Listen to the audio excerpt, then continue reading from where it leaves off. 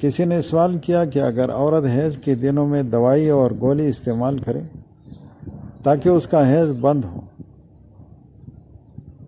اور وہ رمضان کے روزے پورے رکھے، اس کے روزے قضا نہ ہو، یا حج کے موقع پر ایسا کر لے، تو کیا ایسا کرنا جائز ہے؟ اس کا جواب یہ ہے کہ ہاں، یہ جائز ہے۔ ٹھیک ہے، اگر اس نے کسی بھی وجہ سے جو ہے وہ حیض کا خون بند ہو جائے، دوائی اور ٹیبلٹ کے ذریعے سے ہو، تو شرعاً اس کو پاک تصور کیا جائے گا اور پاکی کے احکامات اس کے اوپر جاری ہوں گے۔ وہ نماز بھی پڑھ سکتی ہے، روزہ بھی رکھ سکتی ہے، طواف بھی کر سکتی ہے۔ لیکن اگر کوئی خاص مصلحت ہو، خاص ضرورت ہو تو چلو کر لے ایسا۔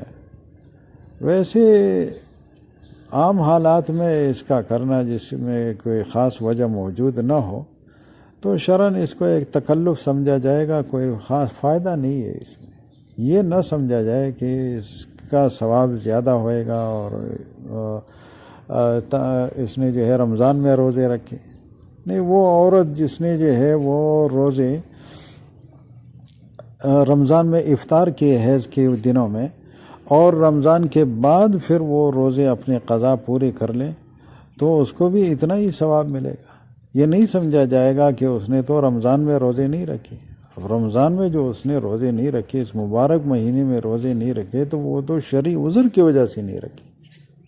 اور یہ مسئلہ ہے کہ جو شرعی عذر کی وجہ سے کسی عمل کو ترک کر دے تو اس کے ثواب میں کمی واقع نہیں ہوتی ہے، لہٰذا اس میں کوئی ایسی شرعی مصلحت موجود نہیں ہے۔